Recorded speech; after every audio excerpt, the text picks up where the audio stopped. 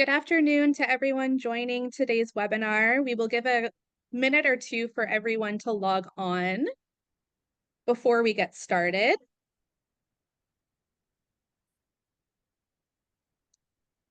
If you will just make notice of the slide on the screen, just a couple notices. This webinar will be recorded. However, your microphone and camera will be turned off for the duration of the webinar. To ensure accessibility, we have enabled closed captions, and you can turn those on from the Zoom panel at the bottom of your screen.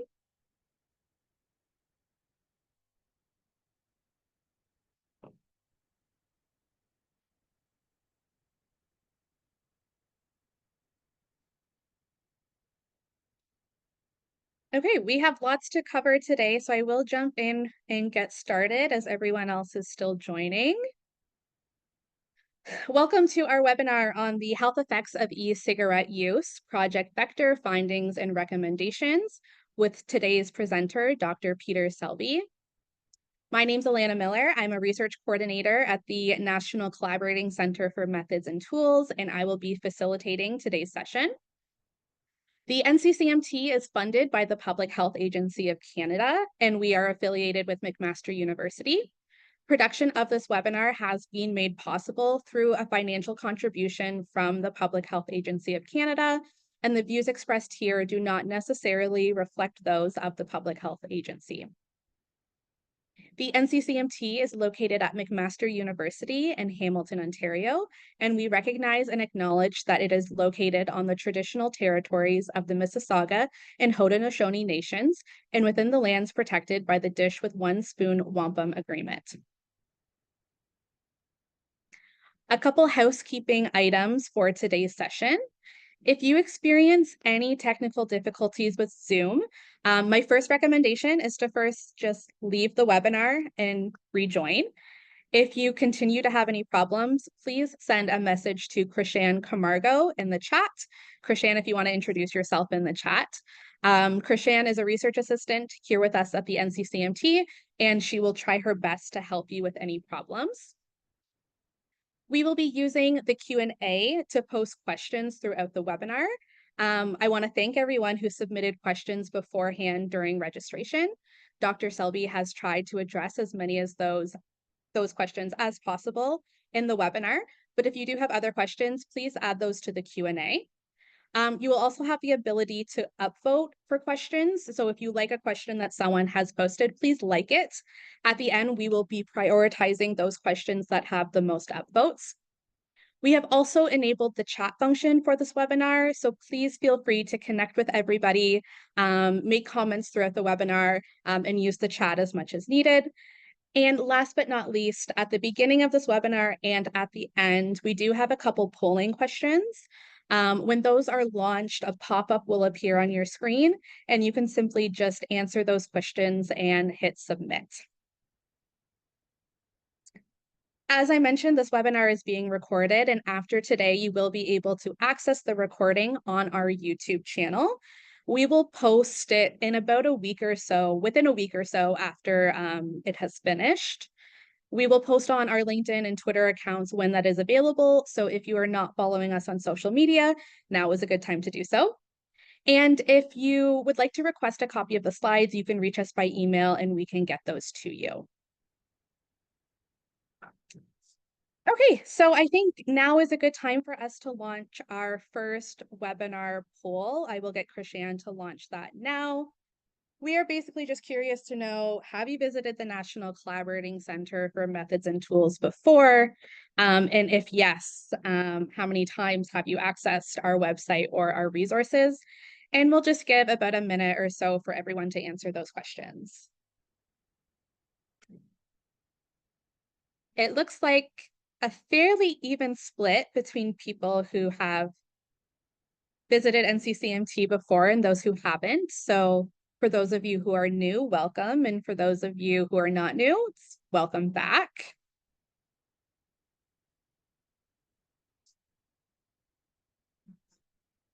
And for those of you who have used some of our resources before, it would be great. You can add in the comment which resources you have tried and yeah, any comments or questions you have about those resources.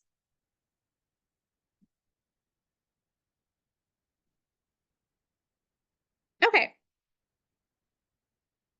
So the NCCMT is one of 6 national collaborating centers located across Canada. These centers were established after the SARS epidemic in 2003, and we have been funded by the Public Health Agency of Canada since 2007. Collectively, these organizations work together to strengthen and support public health across the country, each with a different area of focus. So there is the Centre for Environmental Health in Vancouver and the Centre for Indigenous Health in Prince George, BC. In Winnipeg, there is the Center for Infectious Diseases. Our center here in Hamilton focuses on methods and tools for evidence-informed decision-making in public health. There is the Center for Healthy Public Policy in Montreal, and last but not least, the Center of Determinants for Health in Antigonish, Nova Scotia. If you are unfamiliar with the NCCs and what we do, I definitely recommend checking out our website and seeing what type of resources each center has to offer. As I mentioned, we are the National Collaborating Center for Methods and Tools, and our focus is on facilitating and scaling evidence-informed decision-making, or what we call EIDM, in public health organizations.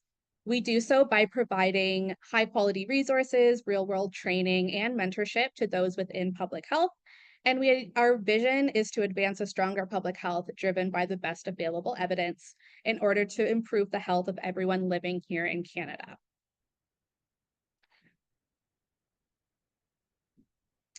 So without further ado, it is my pleasure to present today's presenter, Dr. Peter Selby.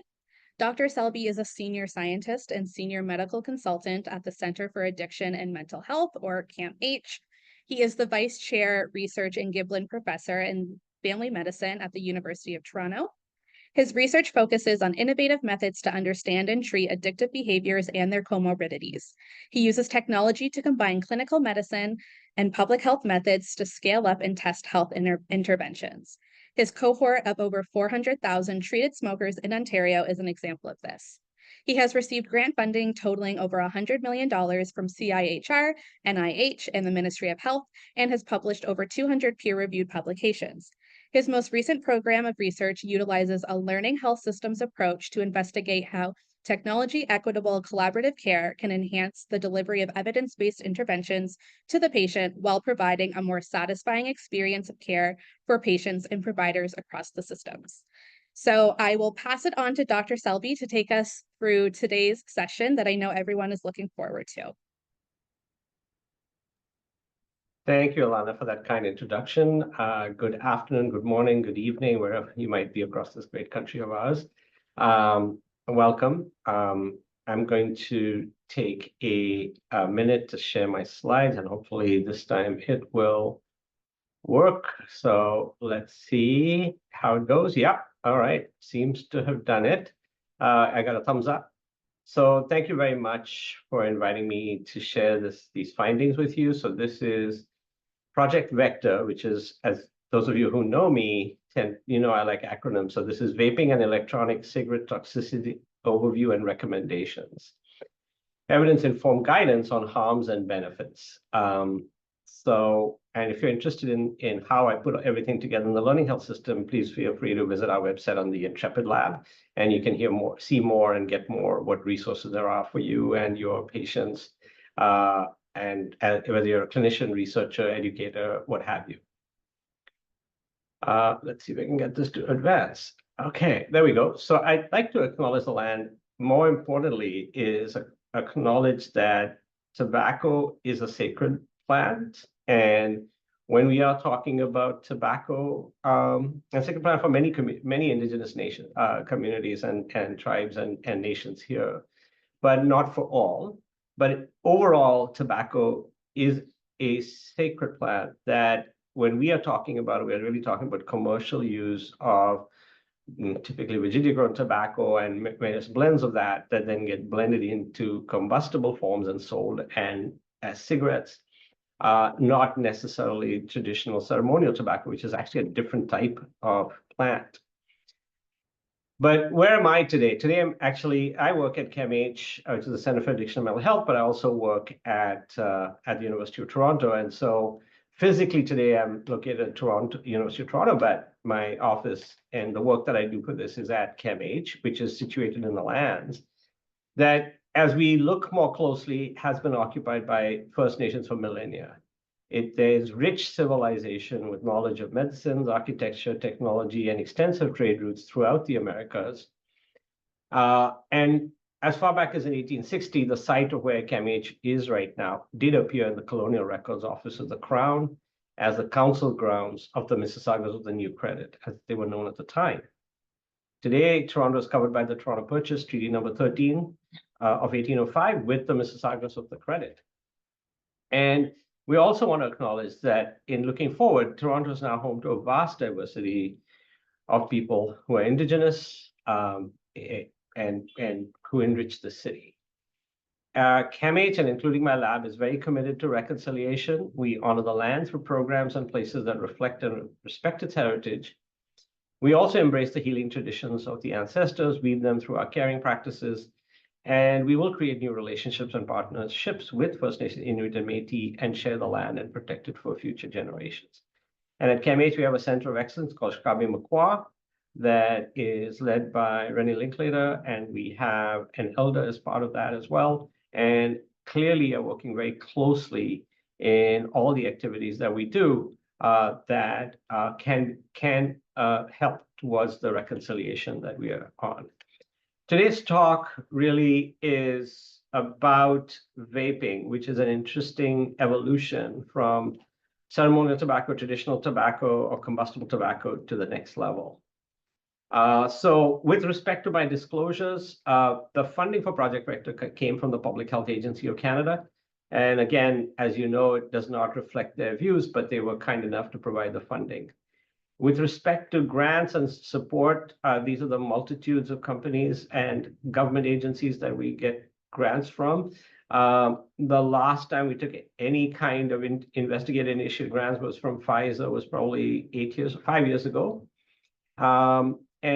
Speaking engagements are typically for not-for-profits or for governments. No consulting fees. And then, as those of you who are not from Ontario will need to know this, we run something known as a STOP program for the Ministry of Health that distributes nicotine replacement therapies across the province. And so we purchased the nicotine replacement from these providers, Johnson & Johnson, now called Kenvue, Novartis, and Pfizer, and actually not anymore from Pfizer, but Novartis and Kenvue. And this happens through an open tender process, and no hospitality or any of those is received from any of these vendors. No tobacco, vaping, alcohol, or food industry funding. So what do we want to cover? We have till 2:30 Eastern today, and thank you so much to those of you who submitted your questions. And I would suggest you keep adding questions to the Q&A so that we can look at it periodically and get back to it as the presentation goes on, and when we do the Q&A. But there are three main objectives. One, we want to make sure people understand when there isn't clarity, how do you use methods to develop these recommendations and do the overview. After that, we will investigate the recommendations and considerations outlined for people who currently use or are thinking of using electronic devices and e-cigarettes or ENDS, and discuss how the recommendation and resources can be applied in clinical practice for those of you who are clinicians, or if you inform clinicians. So we know vaping prevalence, is an interesting phenomenon that we are seeing.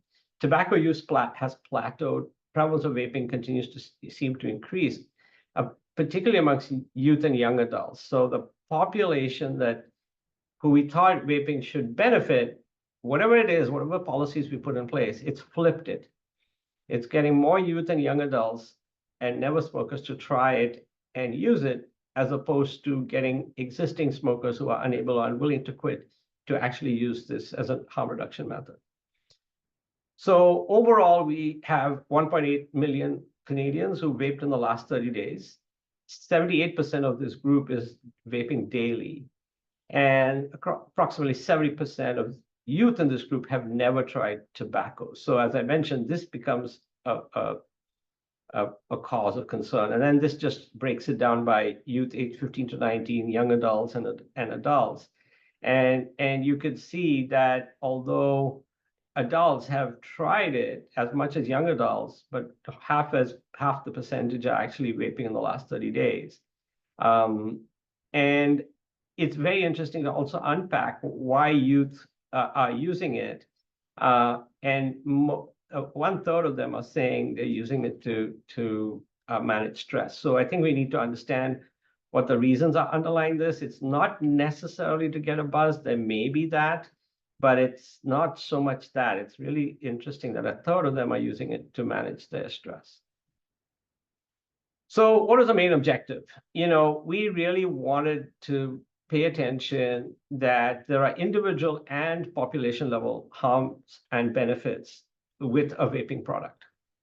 The harm from vaping is it poses potential health risks. You're heating up a mixture that generates an aerosol. That mixture has propylene glycol, vegetable glycerin, has nicotine, has other alkaloids, which are flavors, and that's being inhaled, and not just inhaled, once in a while, but daily, multiple times a day.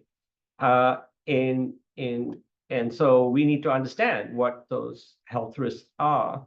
But on the other hand, there is a benefit, because for those who are smoking, can it actually help them get away from combustible forms of tobacco, which has about 7,000 chemicals at much higher levels and rates than to a vaping product, which has a much lower level of exposure from risk of toxicity of chemicals. And so, when it's easy when there's an abundance of high quality evidence to make actionable recommendations for healthcare providers and the general public. The issue is, what do you do when the evidence is variable? And so that's the challenge we went into, because through our committee of practice, through the STOP program and TEACH program, we were getting a lot of practitioners saying, well, what about vaping? I'm getting a lot of my clients or patients asking me about vaping. What do I say? Where's the authorized device? Has it been approved for smoking cessation? What is the evidence? But I heard somebody comes into harm, and I'm seeing a lot of young kids take it up. So we had to, in response to where people were at and frontline clinicians were at, we felt we needed to take this, whatever existing evidence there is, and figure out how to distill it in a credible way, so that people can have trustworthy evidence that they can act on. So what were the aims? We took the project and we went to Health Canada and we said, this is what we want to do, is that assess the health outcomes associated with e-cigarette use a combination of highest quality evidence available, I should say, subject matter expertise, and people with lived experience. That's typically how most guidelines are going nowadays, but in this case, we felt this was a way to move much faster. Evaluate the health impacts of e-cigarette use for populations who use and do not use combustible tobacco, and then share the results widely to help guide both stakeholders and Canadians in the decision-making process around vaping. So how do we try to do this? This is the methodological framework of the study. So I'll just give you a quick overview. It started in November 2022. There was the first literature search done. We then organized experts and advisor panels. Then we had a 2-day meeting in June of last year. We shared post-meeting results from July to September. Then we did a subsequent literature review, because publications are coming out fast and furious. And then we said, okay, we're going to put a halt to new findings, but on new papers. Then we did the resource development, usability testing of the resource, a distribution plan, and feedback on the second search that has also happened. And we really wanted to have meaningful inclusion as much as possible of people with lived experience throughout, all from the start to the finish. The 2-day hybrid meeting had 23 subject matter experts from across various fields, and also from international groups, and 7 advisory group members who shared their expertise given their lived and living experience. And of course, if you want to look at the disclosures of each of the members of this, and what was unique about this is we brought people who are polarized on both sides of this debate. people who are really for e-cigarettes and people who are against e-cigarettes, because we felt that's how you get balance in making sure you have people who have opposing views on the same issue in the same room and have the ability to talk together. So prior to the meeting, the subject matter experts reviewed all the evidence tables, and they generated summary statements based on what evidence tables were collected. They were then deliberated in that meeting, and then we had recommendations using the grade criteria, which was contextualized a little bit by the advisory group because they didn't feel that it actually fit. So they made some minor modifications. But we wanted to get level of agreement via colored indicator cards during the meeting, and these were voted on the AG and the subject matter members. And then the wording of the recommendations were finalized only if we had agreement, which was important. And then SMEs and AG members voted on the quality and strength of recommendations, and it only got passed if there was 80% consensus for that. And then the recommendation was included in the guided resource. So that's how we went about it. So what you're about to see is the end of all of that. I won't bore you with this because this is going into what grade is, and I would recommend looking at the grade evolution from 2009 to now about how grade is the way to do. But we really wanted to do a few things. Very low evidence rating was admitted. And where the member panels were split, evidence quality levels were combined with the level with the largest number of votes appearing first. And the quality of evidence got high, moderate, and low based on what grade recommends. So what is the path forward? Recommendations were derived from the findings. So we voted on 11 recommendations across 4 health outcomes: cancer, respiratory health, cardiovascular health, and risk of dependence. And you can hear the word. We are not using the word addiction. We're really, in previous work that we've done, the international experts were not able to come to agreement, even after multiple rounds of deliberation, as to what we should call this phenomenon, whether they call it vaping dependence, vaping use disorder, vaping addiction. So we've just used dependence as a placeholder for now. Then we generated summary and consideration statements to supplement the recommendations that are outlined in a main guidance resource document. So yes, there's a recommendation, but people need to understand this happens in context. And so we developed it with the SMEs through iterative process of writing and review to make sure that these considerations were really bringing that overall context. And then we developed 5 supplementary knowledge products with stakeholders and the AG panel members through brainstorming and usability testing, as I mentioned earlier. So let's come to those recommendations right away. And we'll go, based on all the evidence that was done by our colleagues at the Ontario Tobacco Unit, which was brought to bear on this. And then some of those papers are being published. And so, they're out there. But that member of that group, which is part of our team, really did a fantastic job doing a systematic search and systematic inclusion of publications that were being able to be brought to the guideline group. So what did it go for cancer? 1, people who do not smoke should not use e-cigarettes to avoid exposure to cancer-causing chemicals. So that evidence quality was high and it was a strong recommendation. So if you don't smoke, please don't start using e-cigarettes. And notice it's not just nicotine-containing e-cigarettes, any e-cigarettes, because there is a low level of exposure. And depending on the device, you can land up with depending on whether people modify it or not, could land up with a significant exposure. So if you don't smoke, don't use e-cigarettes. Even if your idea is that I want to avoid cancer-causing chemicals, you may not be doing that. Tobacco users has been used, and again, as we said, this is commercial tobacco products, and we've been inclusive. And again, this recommendation will need adaptation if applied to children or adolescent tobacco users. So the second group is users who have been unable or unwilling to quit using current best evidence-based approaches should switch completely to e-cigarettes to reduce exposure to tobacco-related cancer-causing chemicals. And again, this got a high, moderate quality of evidence, and the recommendation was strong. So this is really talking to those people who smoke who are unable or unwilling to quit. They can have a risk reduction by doing this. People who use e-cigarettes should avoid long-term use of e-cigarettes where relapse to combustible cigarettes is not common in order to reduce exposure to cancer-causing chemicals. So here, again, we're not blanket recommending long-term use of e-cigarettes. We're often saying try to avoid long-term if you're confident you're going to stay nicotine tobacco-free. Otherwise, continue using it. But stop when it's right. We weren't able to come up with an exact definition of what long-term meant.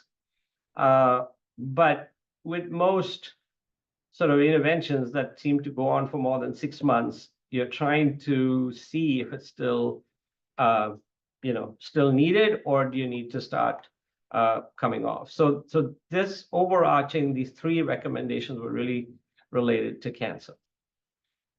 Similarly, for respiratory health, based on the evidence, again, we looked at this first category, people who don't smoke, don't use e-cigarettes to avoid respiratory dysfunction and symptoms. And that's a high quality and strong recommendation. Just don't start using e-cigarettes. For tobacco users, which is the next group, with pre-existing respiratory diseases, so they already have COPD and asthma, again, so they've got end organ damage from their smoking, who are unable or unwilling to quit, should switch completely for better lung health. So here you can see the evidence is moderate, but it was a strong recommendation. If you've got patients, even with pre-existing respiratory disease, especially if they're unable or unwilling to quit with traditional means, get them to switch completely. People who use e-cigarettes should avoid long-term use, again, to reduce exposure to respiratory toxicants. The evidence quality is moderate to low, but the recommendation was strong that we should do this. And you'll see a theme. So the first category is people who don't smoke. Second is existing tobacco users who are unable or unwilling to quit. And the third is really avoidance of long-term if there's no risk of relapse. Cardiovascular, people who do not smoke should not use nicotine-containing e-cigarettes to, 1, avoid exposure to cardiovascular toxins. And that was a high, moderate, and a strong recommendation. But the adverse effects on the cardiovascular system, so it's not just the exposure to the toxicants, because people can get exposed to toxicants, but no harm comes to them. But they can have adverse events. So this was debated a lot, and you can see it went from moderate to moderate high, not high moderate. So more people felt that there was moderate quality evidence than high quality evidence for this part. But again, strongly recommended that overall, so you can see to avoid cancer, to avoid lung disease, and for cardiovascular, avoid e-cigarettes. I mean, this is always in the context of not smoking, so never smokers, not going to pick up smoking, don't do it. Tobacco users, again, that evidence should switch completely. So this is not anything. So you can see this, and the evidence quality is moderate high or moderate low to see that. So whether it'll improve cardiovascular function, there's moderate to low evidence, but it still came in as a strong recommendation. Here's where we had the most debate is dependence, and you can frame it how you want, whether you want to call it dependence, addiction, etc. But again, what is the recommendation that people will become impulsive, compulsive, chronic users of e-cigarettes? Clearly, it has that ability to capture people, especially young people, and get dependent on it. So there's high to moderate quality evidence, and we strongly recommend it not to pick it up. Tobacco users, on the other hand, it can increase their chance. If they do switch completely, it increases their chance of remaining smoke-free, high to moderate evidence, and strong recommendation. And whether it reduces their dependence, depending on how you define dependence, the group just, went from moderate to low evidence, and we could not come to consensus because the fundamental problem is, especially when it comes to nicotine and tobacco, people can't 100% agree whether, whether they'll use the, more formalized definition of addiction, or they'll use a more older version of addiction where there's more physiological dependence and withdrawal and cravings. So that's where a lot of that no consensus was reached. And then again, people who use nicotine-containing e-cigarettes should avoid long-term use where relapse to combustible cigarettes is not a concern, as this maintains dependence. And it was moderate to high and a strong recommendation as well. And most of this is because of people's concerns of we don't know what happens long-term for long-term health effects of continuously exposing themselves over 10, 20 years to vaping products. The adolescent health, because everybody wants to worry about adolescent health, and it's very interesting.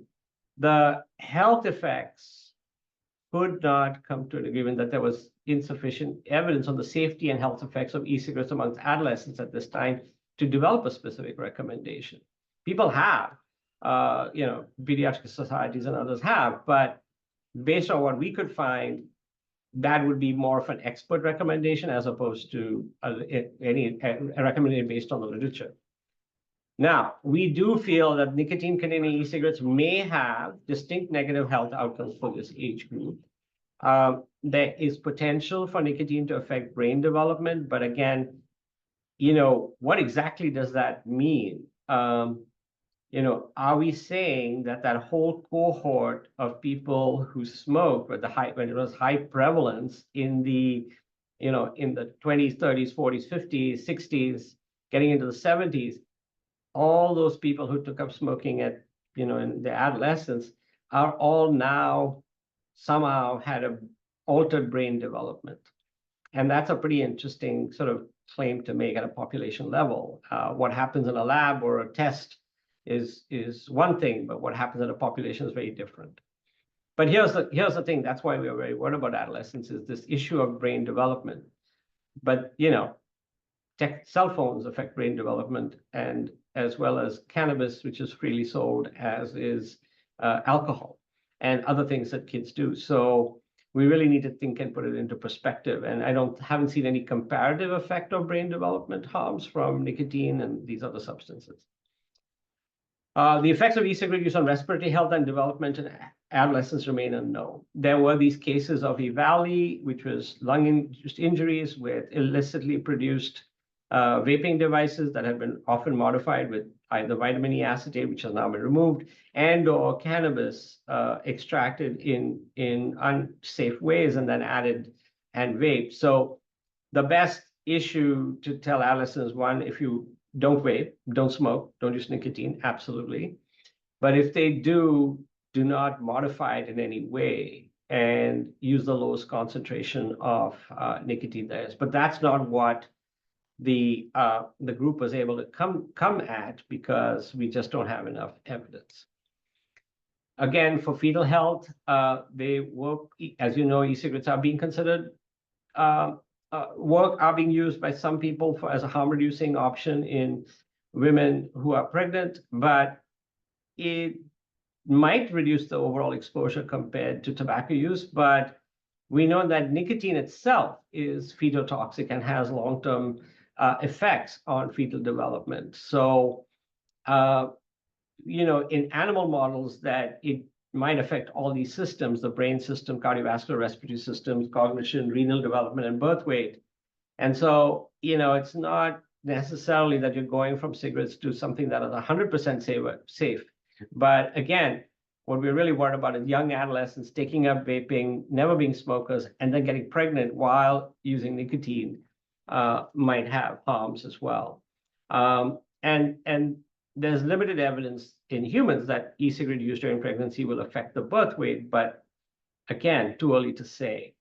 However, we did recognize that within the Canadian context, which is primarily driven by harm reduction, e-cigarette use during pregnancy can be the last resort for those unable or unwilling to use NRT or medications for smoking cessation and at high risk for complications from their pregnancy, from smoking.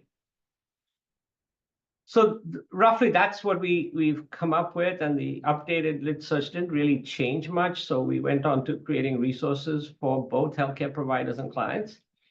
And so there's 5 of them, 5, 6.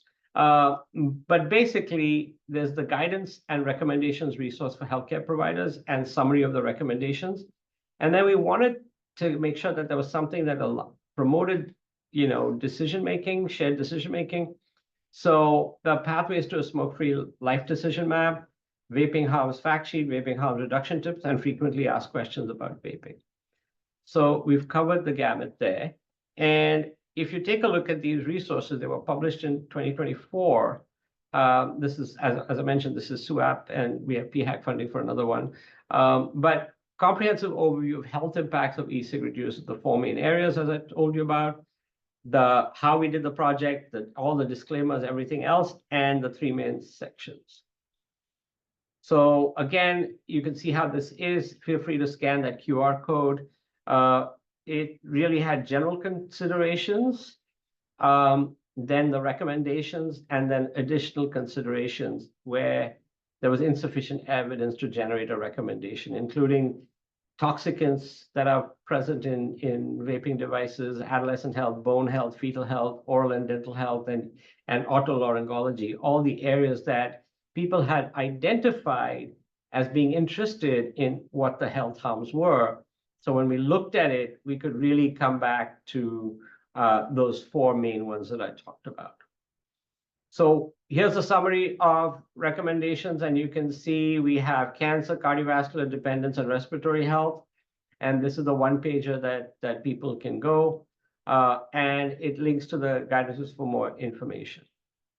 This is the decision map that was co-created with our partners, and this included all the current products that people have. And we wanted to make sure that where do you, if we just did vaping or e-cigarette without situating all the evidence-based options available to people, they would just think we are pushing one product. And really, we wanted to get them to think about it in the context of what's out there.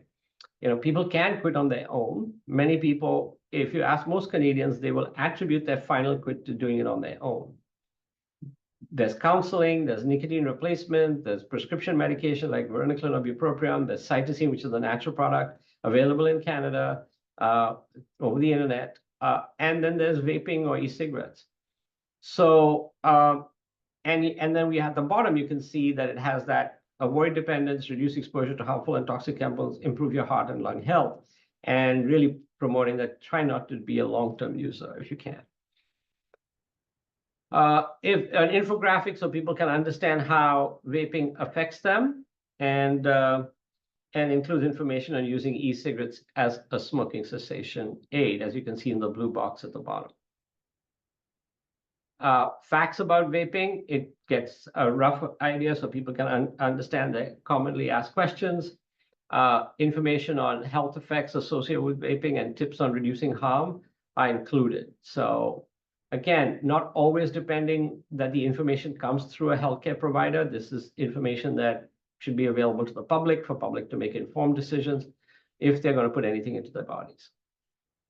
And then some tip sheets on how to reduce harm reduction. And you can see what we're trying to say here is quit smoking, do not use unlabeled or old products, prevent battery fires and explosions, keep the heat low or don't modify it, prevent getting nic sick. So really be mindful about, one of the big concerns we have, and we see it in our clinic, is people become grazers.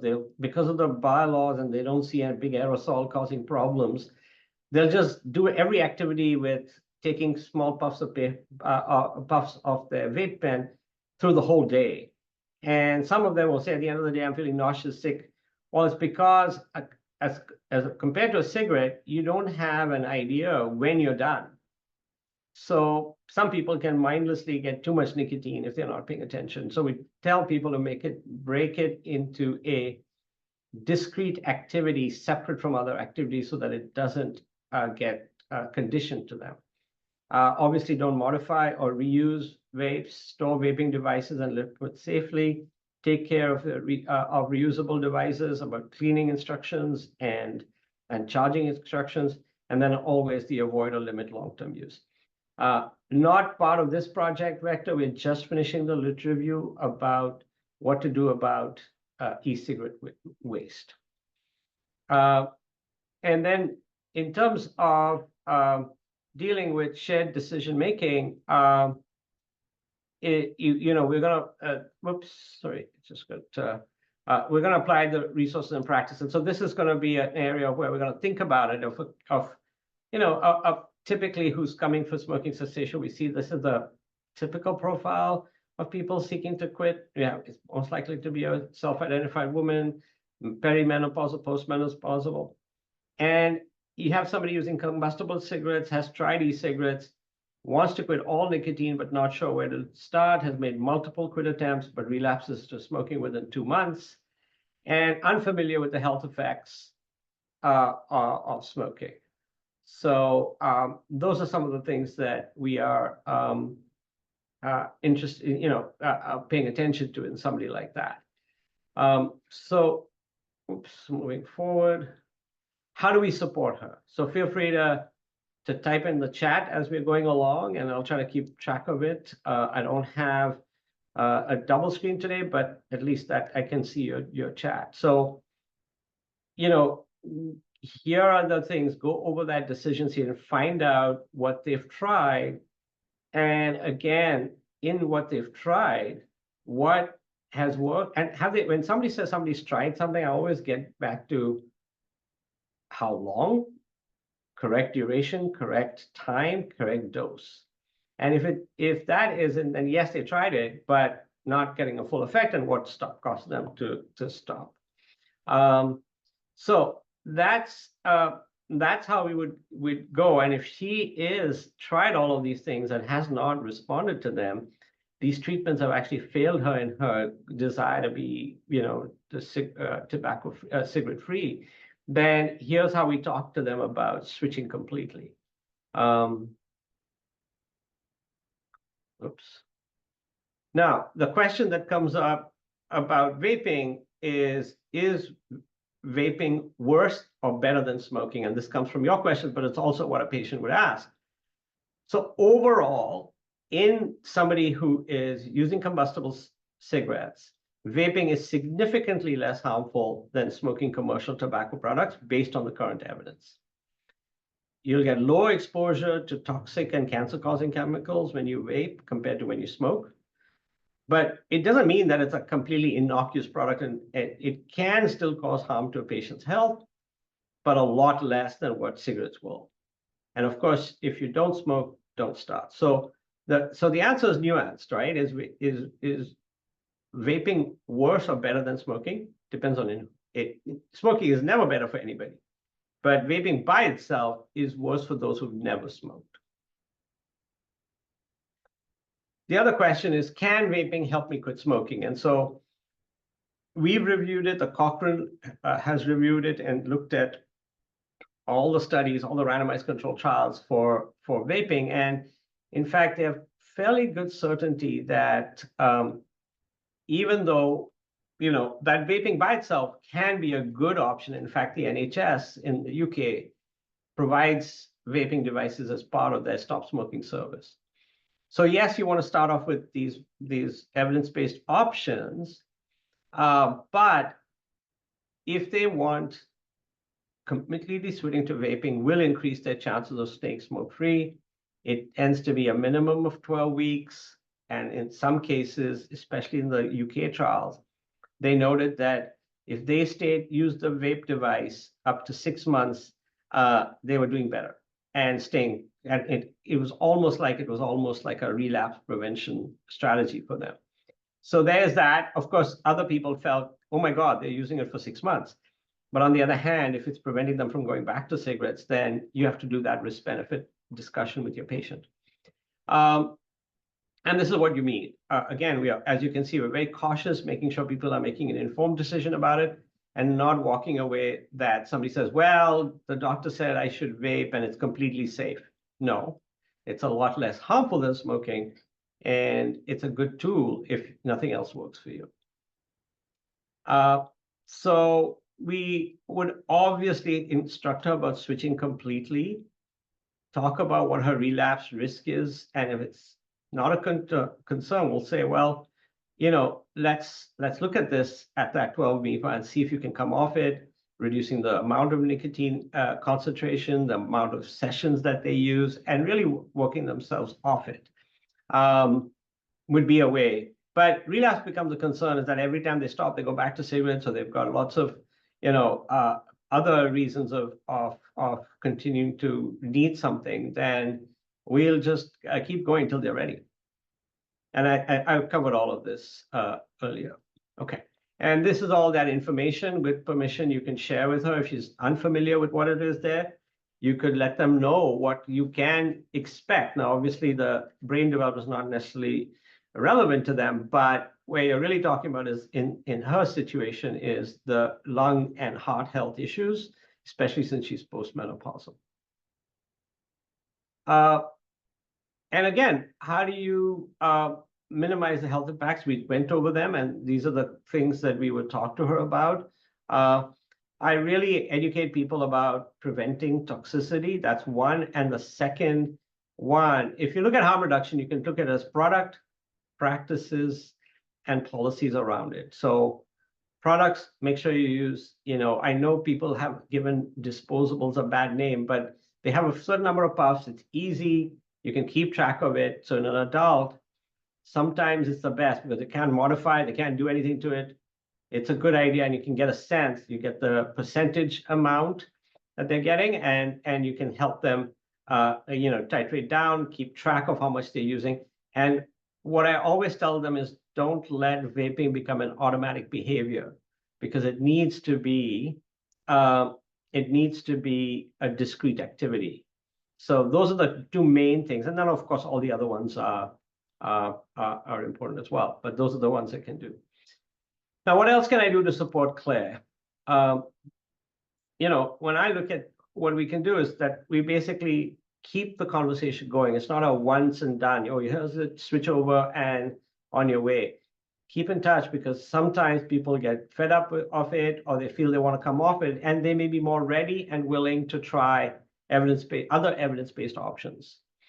Now, for you, all the resources are available here, so feel free to go and you can scan the QR code, or you can go to our URL.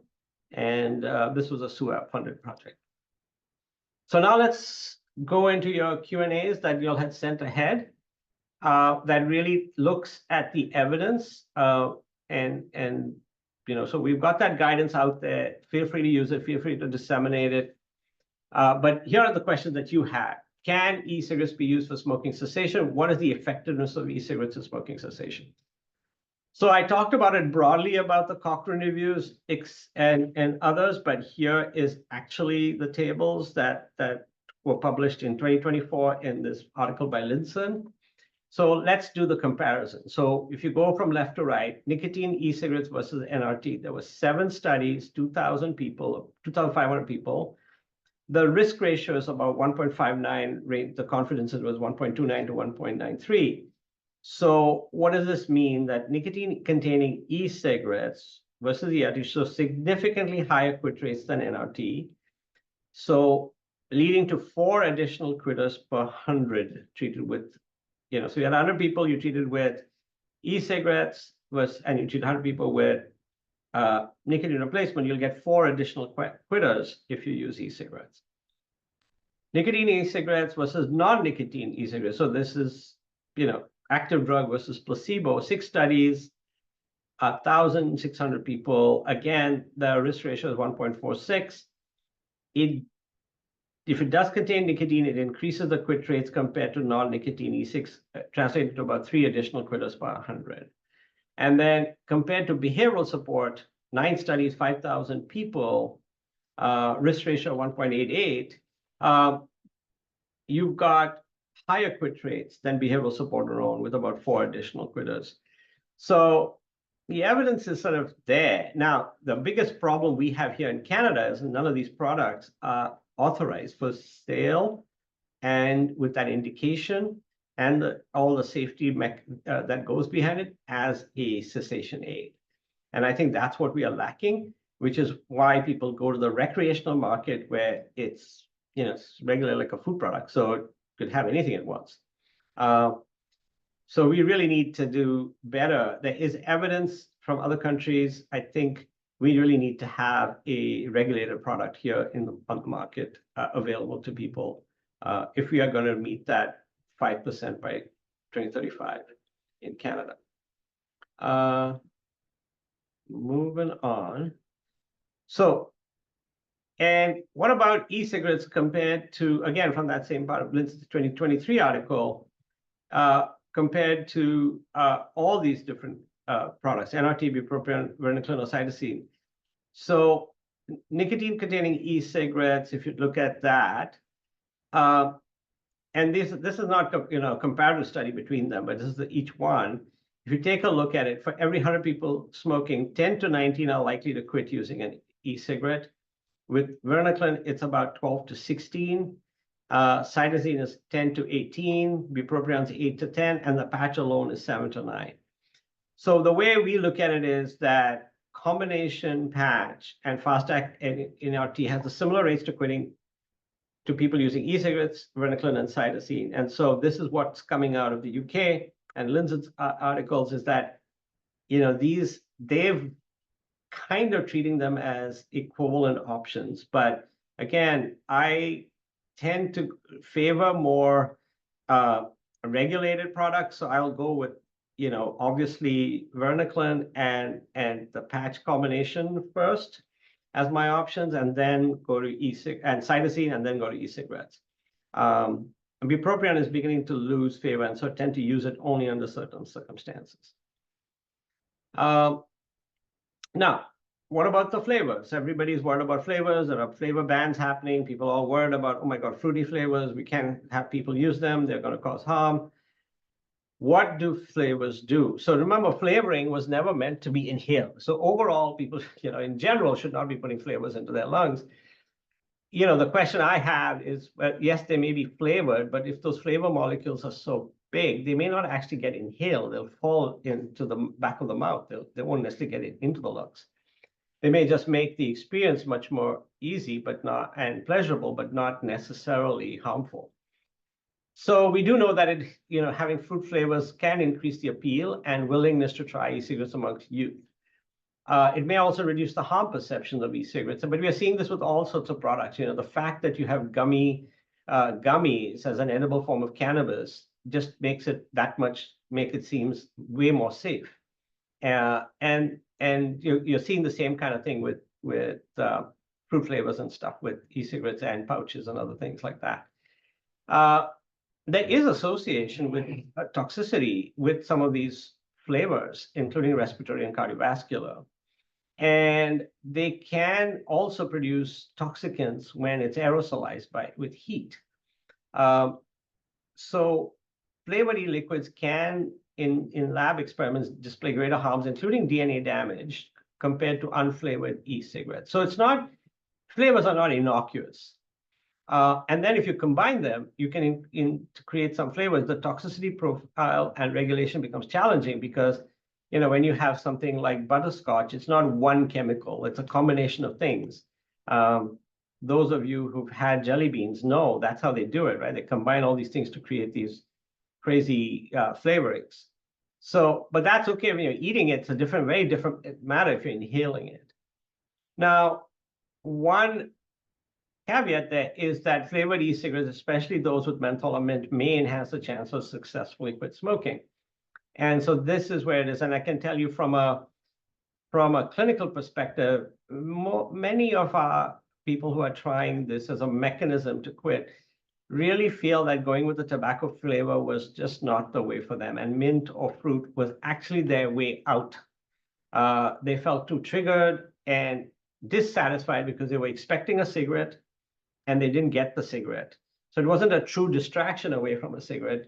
And having menthol, mint, or fruit helped them sort of yes, I'm getting my nicotine in this way, but I'm not getting that inadequate experience. So they were not able to, they didn't compare it as much to their cigarette. But that's just a clinical anecdotal finding in my clinic. Again, what are the short and long-term effects of e-cigarettes? Here's, we put this thing together to look at it.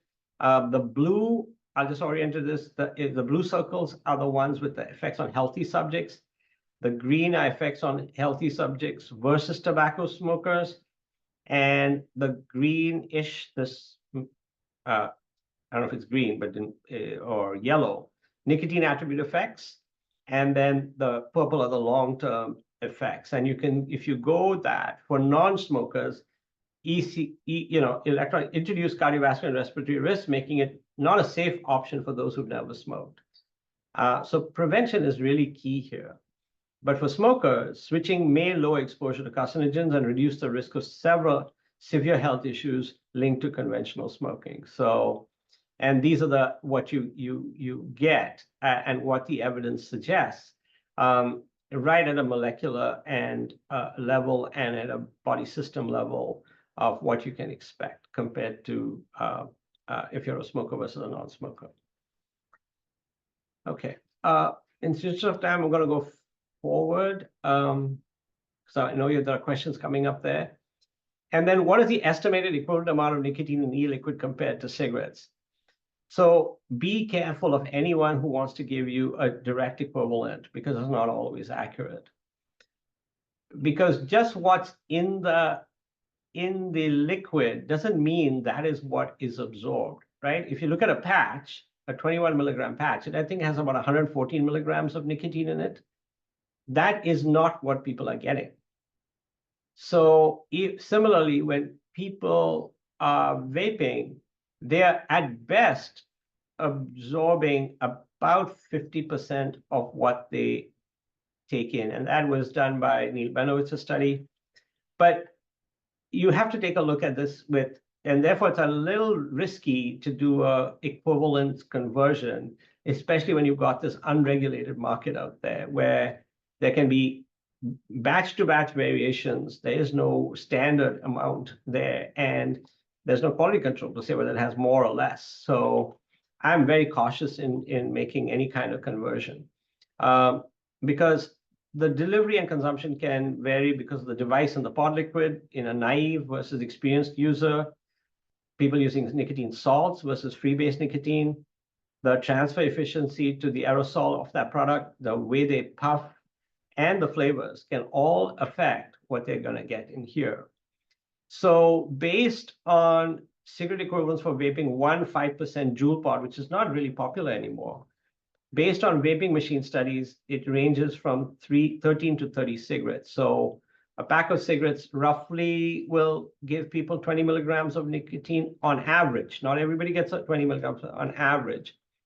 One Joule pod was giving about 41 milligrams of nicotine, and one puff bar, 50 milligrams of nicotine.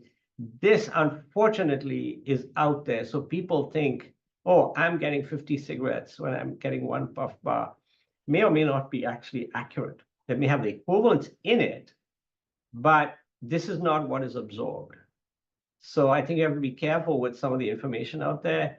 And we've been trying to ask people how they came up with these numbers because this is not what is getting absorbed. This one milligram per cigarette is what is absorbed, not what is in the cigarette. The cigarette can have 3 to 5 milligrams depending on the brand. So, in that case, a pack of cigarette could have, 100 milligrams of nicotine in it, but it's not all absorbed. So a little bit of a confusing answer, but all I say is that be careful. And what is the practical implications is when you're dosing nicotine replacement, you can't just do a rough calculation. You got to really pay attention to their strength, what their pattern is, are they demonstrating symptoms of withdrawal, and then make the decision what nicotine replacement you're going to use, if you're going to use nicotine replacement. So this is how the dose calculation can be done. But this has been, both Farsalan and Benowitz have suggested that we use this, is take a look at the concentration of liquid in milligrams per mil that they have, and the volume of nicotine liquid used daily. Most pods have about 2 ml, and many patients will say they use it one pod over 2 days. But this will get you an idea of the estimated daily nicotine intake if you want. So somebody assuming 1 to 1.5 milligram per cigarette, 5% nicotine joule pod containing 0.7 ml with 59 milligrams per mil of nicotine, or 41 milligrams of nicotine would equate to 27 to 41 cigarette equivalents. This strength of nicotine is no longer available in Canada, right? We're max at 20 milligrams. So anyway, so as a result, I tend to, if I've got somebody heavily dependent on vaping devices, I'm really trying to use non-nicotine options for them, as opposed to switching them to nicotine replacement. Even all of those are off-label, but there are some emerging studies for varenicline for treating them. Now, in treating e-cigarette dependence with the goal of cessation, is NRT or any other medication seen as an effective treatment? As I said, minimal evidence, small, maybe effective in some individuals. Cytosine does show benefit, and this is a recent study by Nancy Rigotti, and it's called cytisinicline or something like that in the US. And they have a different dosing than what we have in Canada. They have 3 milligrams 3 times a day for 12 weeks. In combination with behavioral counseling, increase the likelihood of being vape-free at 9 to 12 weeks. So that's the end of treatment compared to placebo. Odds ratio being 2.64 with quite a wide confidence interval. So I would be we need more studies or larger studies to show that this is actually benefit. Varenicline, bupropion not used, and varenicline again in the study by, I think it was a Caponetto, again, and the one by Eisenberg, you do see a significant impact of varenicline. So I tend to use varenicline because I don't have to worry about what dose of nicotine they're getting. And if in fact they were getting placebo e-cigarettes, varenicline alone is not going to cause them any toxicity from that. As opposed to giving somebody nicotine replacement, where now you're exposing them to more nicotine than they were. So how do I go about guiding? I think I spoke a little bit about it. I really understand where they are. I pay close attention to what they're thinking, what their experience is. You know, a lot of people hold on to their cigarettes, not necessarily because of the pharmacology, but it really, cigarettes mean something to them, and they hold on to, they have an attachment to it. And so understanding what's holding, getting them holding on. And often when they say medications have never worked, it's often because they're not able to give up those last 4 or 5 or 2 cigarettes. And then they say the medication hasn't worked. Medication is not going to work if somebody has an attachment to something and sees it as something that provides them safety and comfort. So we know that, people who've experienced adverse childhood experiences are twice as likely to become tobacco users in their life. So if you're not paying attention to that and just simply telling people to yank away something that's soothes them, the chances that they will give it up is low. So really want to understand where they're coming from. And then we apply the evidence-based principles as well. We assess their severity. We use the standard tools out there, and heaviness of smoking index is the easiest, quickest, sort of most robust one that I find. Obviously ask about dual use, physical, mental health, social, environmental factors. And then we co-develop the plan. What are their reasons, desires for use, reasons to quit, assess their readiness, set some sort of SMART goal, what their triggers and coping strategies are. We figure out who their social supports are, what behavioral therapy, pharmacotherapy options. And in our young patients, their relapses are typically occurring when they socialize. So really talking about socializing, being part of a group, but not necessarily relapsing. And that's a challenge for many of them. And then we talk harm reduction approach about, so some people it's a gradual taper, reducing the percentage, mindful vaping, setting dates, trying practice quits, those kinds of things. And really saying, how can we make the least amount of exposure to you? And also offer them that the cleanest form of nicotine, if they're so choosing to use nicotine, is actually prescription, or over-the-counter nicotine, like patches, lozenges, inhalers, sprays, etc. And then we always look at prepare for relapse, we do relapse prevention, and then at 8 to 12 weeks, we often say, look, just because you've quit doesn't mean you can't go back. And If you think you're going back, then go back to vaping, but not smoking.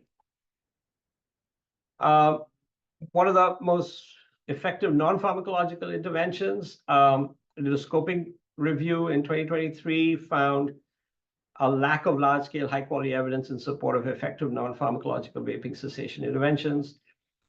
Most non-research pharmacology are based on or adapted from tobacco cessation, and we do need to know what effect behavioral therapies will work, whether it's one-on-one, groups, smartphone app, web-based programs for different populations. The Truth Initiative in the U.S. has and claims that the apps are better. Again, something that we need to pay attention to. When it comes to youth vaping, obviously marketing and social media influences are big. Access and availability, lack of education that most people think this is without harm, the social norms and perceptions that are occurring in young people, and vaping cessation programs in schools, they may or may not go, and staff may or may not have the capacity to do that. The other factors that make it a challenge is that it's very convenient, especially using pod-based systems that have a low aerosol load, to discreetly be puffing on your, what looks like a USB stick. There could be recreation curiosity, the flavor enjoyment, again, self-management of stress, boredom, sensory behavioral gratification.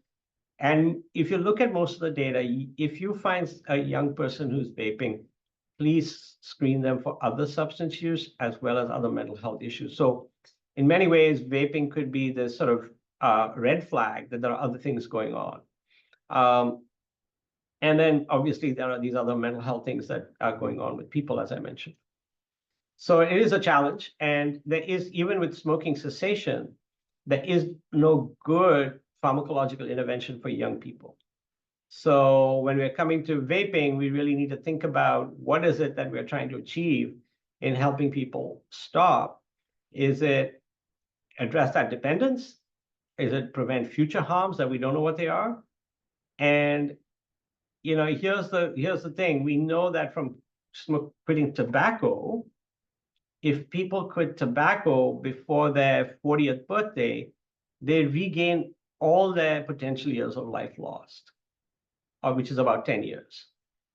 Now, if we agree that vaping devices are safer, then do we actually put in medications to help these patients, the young people, stop, or should we be doing a whole bunch of behavioral interventions first to help them stop, and policy interventions and other things that create an ability for them to stop, but doesn't necessarily add a new molecule or chemical into their bodies, but removes that? So this is up for debate as to whether pharmacological options should or should not be used in young people. So that's the other challenge when it comes to youth vaping.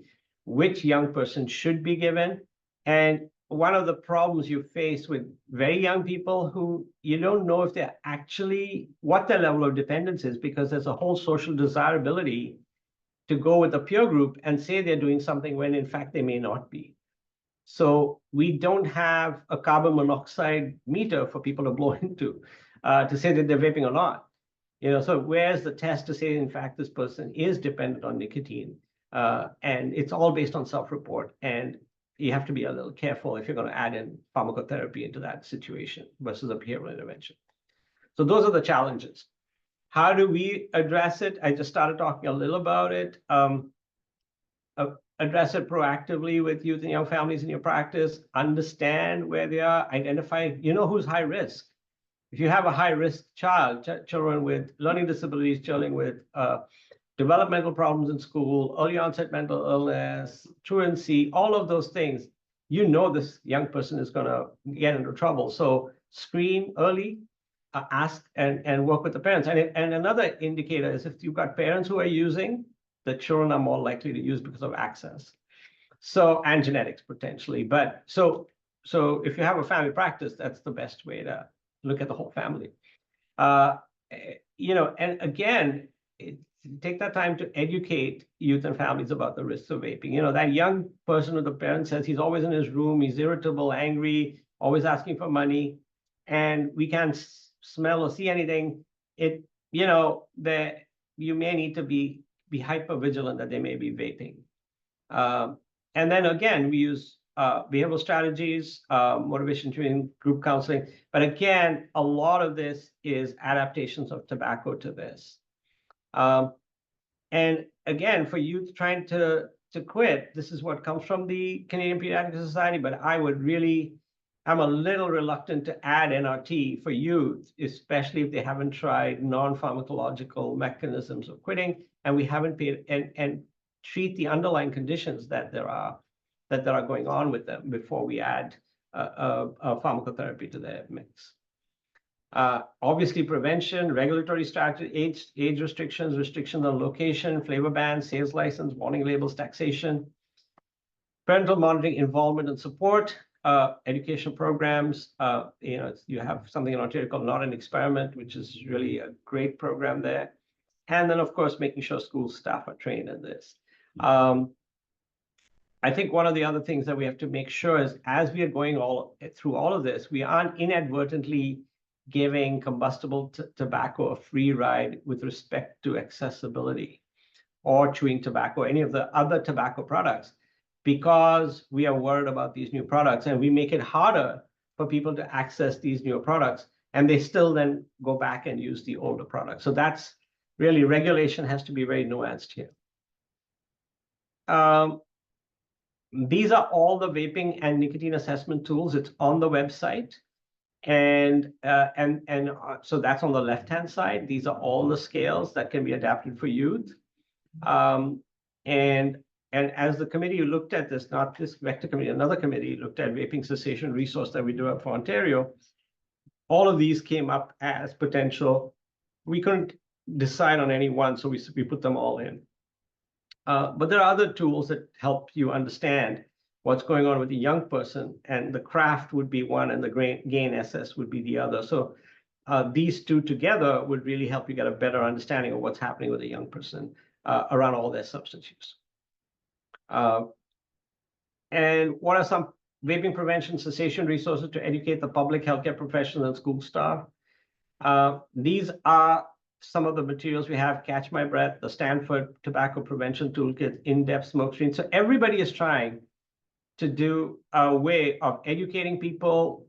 The evaluations I can't speak to yet, but these are the list of resources. And the one that seems to have the most is actually the Truth Initiative, the text-based program for young people to quit vaping.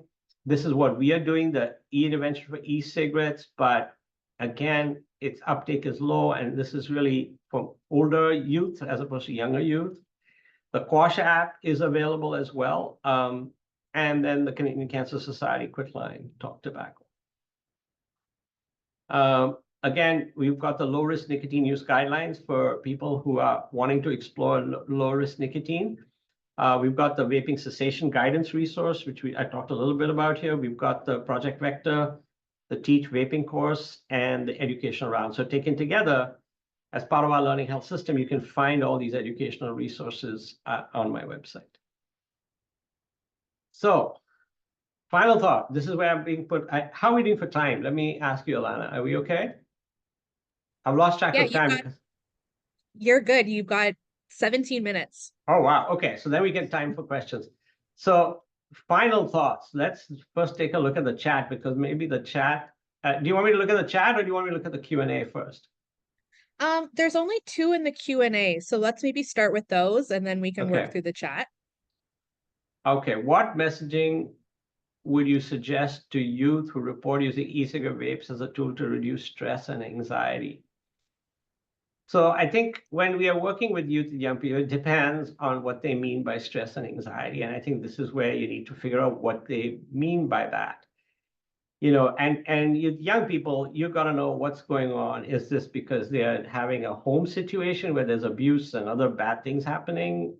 Are they worried? Are they, there's other issues that are going around that are making them stressed, whether it's school or relationship or world events, or what's the stress and anxiety about? And is this existential, or is it actually a diagnosis where they've developed phobias or generalized anxiety and worry that requires a more clinical response? So you have to unpack that a little bit. And it depends on where they are. Is this reduced stress and anxiety because they've got social anxiety and they use it as a way to connect with peers? So understanding where e-cigarettes or vapes fit in is, before we suggest anything, it would be, yeah, youth are under a lot of stress right now. That's known. Everybody is seeing that. But what are some of the, and there's obviously stress that comes from social media, et cetera. So what exactly are they doing? And then really engaging them as to really, is it effective? And are there other healthier ways to manage that than an e-cigarette or a vape? So it's a bit more nuanced than just simply it doesn't work for anxiety or it doesn't help stress. But unpacking what a young person means by that and what's going on. Thank you for that question. Leslie, your question's next. On the same note, with the current evidence and lack of evidence for youth, if a youth has been smoking combustible tobacco and is dependent, would you advise them to switch to vapes if unwilling to quit or use other methods? This is a great question. We struggle with it. I think because somebody is a youth that so here's what I look at. So what else is going on with this young person? Like, let's say if this young person has cystic fibrosis or some, in asthma or already had childhood cancer and is at high risk of developing a cancer, has got type 1 diabetes or something, then I might suggest, look, these other medications are really important, but if you do need to do this, then vape, because they're gonna have a chronic condition, and they're gonna just keep getting exposure, so that harm from smoke, where the 7,000 chemicals, is higher than what harm they might get from nicotine. So alone. So I would say, yeah, in that situation, maybe a good idea to switch, because this is a long trajectory. And I've seen this happen with young people with untreated or poorly managed ADHD, that they're taking the ADHD meds, they're doing better, but they're smoking cigarettes. And that ADHD is not going away. And those meds are not going away. So, so we have that conversation as to what's the best way to reduce your exposure over time, and what is the relative risks of each one. On the other hand, if I have somebody who's otherwise healthy, has been using tobacco as a young person, I'll continue to engage them in quitting behavior, but not necessarily suggest they switch to vape, because as I mentioned, with smoking, we know what the lead time for harm is. And clearly say, like, don't do things like smoke while you're drunk and intoxicated and set fire to anything, those kinds of things. Don't get into accidents when don't get distracted smoking, those kinds of things. But other than that, I would continue to engage them and say, look, try behavioral therapies first to quit, even if you don't want to take meds. And then unpack what's their biggest fear. I always ask, every patient now gets asked, what's your worst fear of using these tools to quit? What's your worst fear of quitting?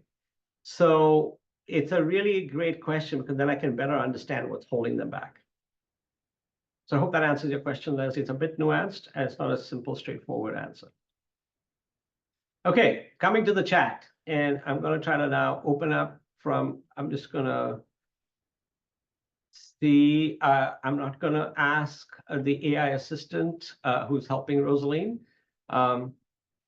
Carrie asked a question about cannabis use in these products. Yeah, not a good idea to do, but in Canada, you can get legal, extracts, cannabis extracts, up to 95% THCA in a vape pen through the stores. Maybe not so much in Quebec, but generally across the country you can. It's really potent stuff. And so I am a bit concerned about young people using that, not so much about their immediate health risk, but respiratory health risk. But what I really worry about is them getting psychosis with young people. And that is something, and that is related to the potency of cannabis vaped. You see, when people, there was a time where I believed that, oh, well, people should move from smoked cannabis to vape cannabis, that's harm reduction, or to edible cannabis. But if you actually take a look at the evidence and you look at the mechanisms, here's what happens. When you take a look at dried flower, the max concentration you can get to is 28%. With every extract, you can get way higher than that. The other thing that happens with smoked cannabis is that you don't land up with an active metabolite that is even more potent than THC.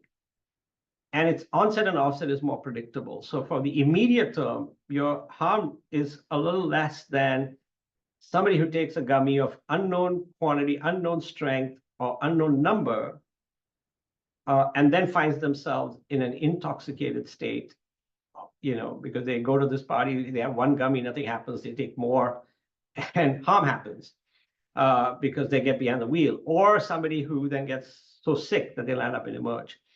So, yeah, and then with vaping, they can really get high, and dabbing is another mechanism of taking cannabis that they can get really high exposure. So you're not seeing in Canada, at least, we are not hearing about people modifying. I'm sure there are people who do it, but there's no need to modify their pods. And this is what I worry. As we get rid of disposables, you now get people refillables and others, which means now they can put other substances in.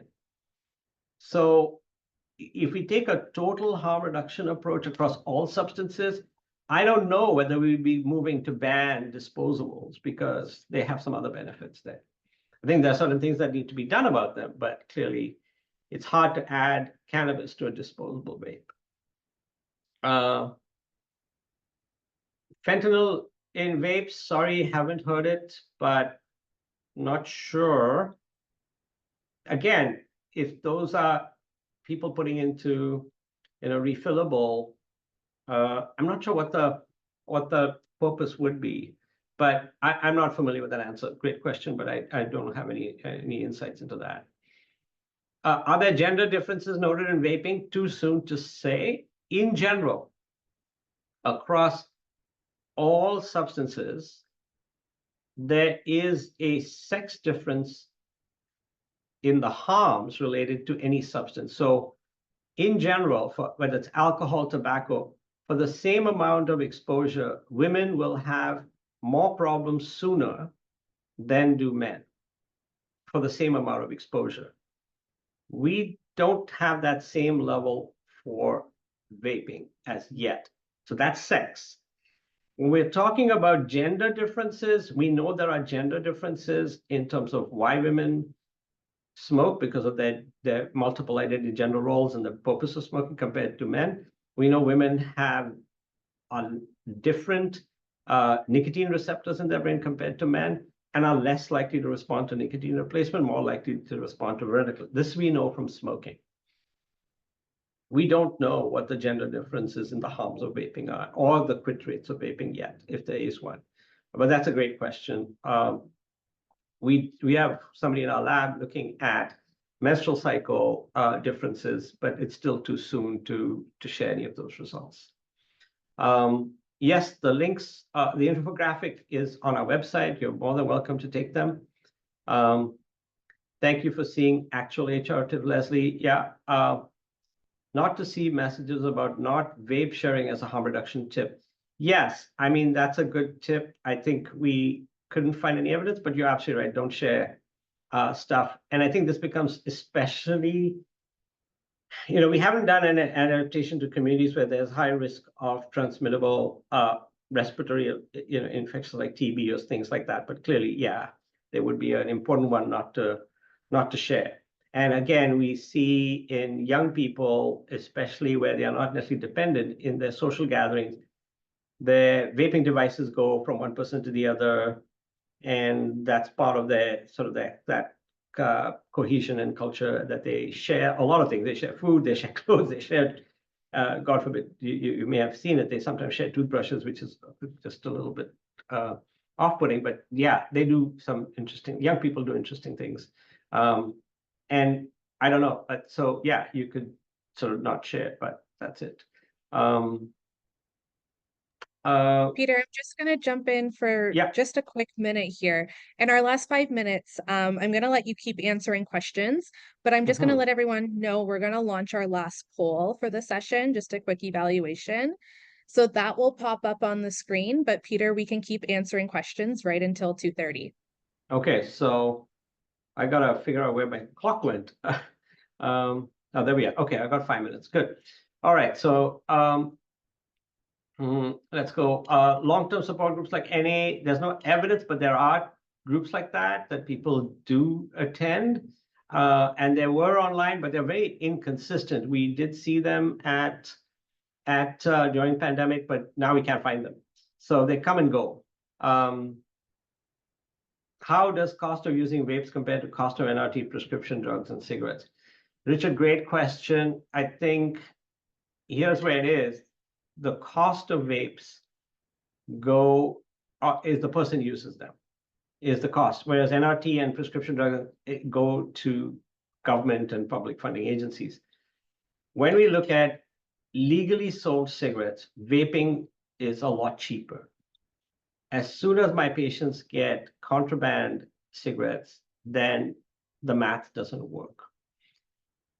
With contraband cigarettes, especially my most disadvantaged people, there's a whole distribution network that actually, even when they switch to vapes, will come by with samples of cigarettes, free cigarettes, and just brings them back as customers in a very, unscrupulous way. But that's just the nature of contraband.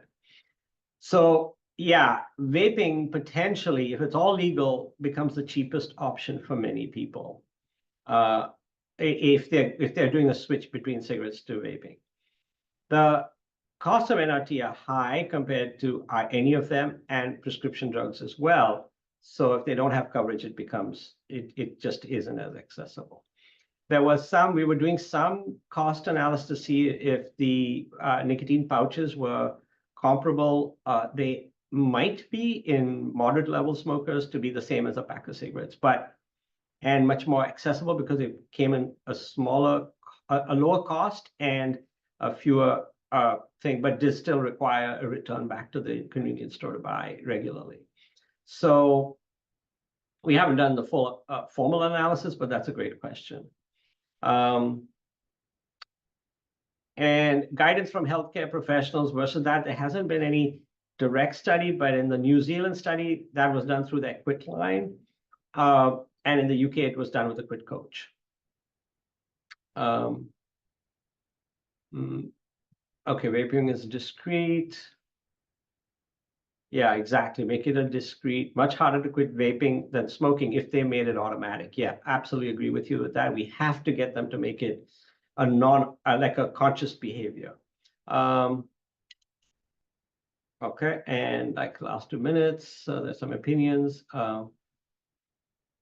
That 6 month, those data, those studies all look at 6 months quit rates. So you do see a persistence in quit rates, better quit rates and the UK study is the most well known for that, is better quit rates in the e-cigarette use group, but more people in the e-cigarette group were using e-cigarettes at 6 months. So they were smoke-free, but not nicotine-free.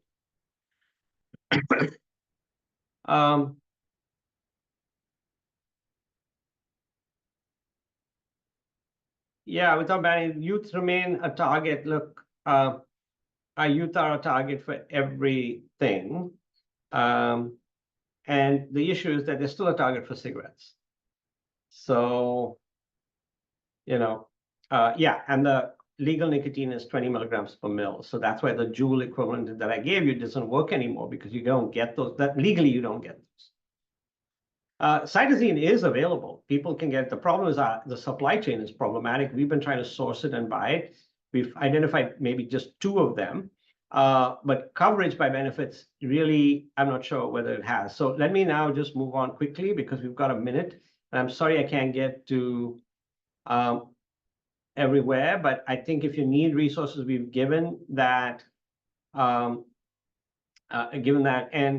And Morgan asked one question, which I'll end with today, is by sex, do you mean harms of injury as a result of substances or harms of toxins from chemicals? It's, those chemicals, we don't know. A lot of them were meant for safe for oral consumption, but when people are inhaling them, we have no idea.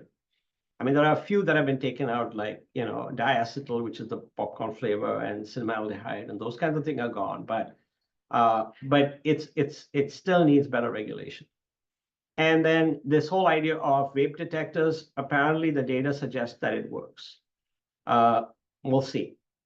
And I hope you found this session helpful. And my personal issue is our strategy should be on the health of people. And if vaping as a harm reduction tool needs to come in, then we need to make sure that it's in the right hands. That means people who are currently smoking and who are unable or unwilling to quit and are coming to harm from their tobacco combustible should have a reliable product that they can use with the guidance and supervision so that they can lead their best possible life given their circumstances. So that's my perspective. So I think there's a role for all of us. We need to have a new product. We need to educate people that if they are going to use the product, even if we don't have the best product, how to use it as a proper harm reduction tool. And certainly overall community harm reduction happens when young people don't take it up, and only those at high risk for harm from tobacco take it up. And then we'll see some net harm reduction in society. Right now, whatever policies we put them, well-meaning or not, have created increased desire and acceptance by young people and less so by those who could benefit from it. Something is wrong. So I'll stop with that and turn it back to you. I'm sorry I went over a few minutes, Alana, but I'll stop there and I'll stop sharing. Thank you. I think I speak on behalf of the NCCMT and all the attendees here. Thank you, Peter, for a great presentation. I think there's a lot of key takeaways and a lot of practical information that people can take in their practice. So thank you for spending the last hour and a half with us. Just a reminder to everyone online here, this will be recorded. It should be up in the next few days or so. And thanks for everyone attending. Have a great afternoon. Bye.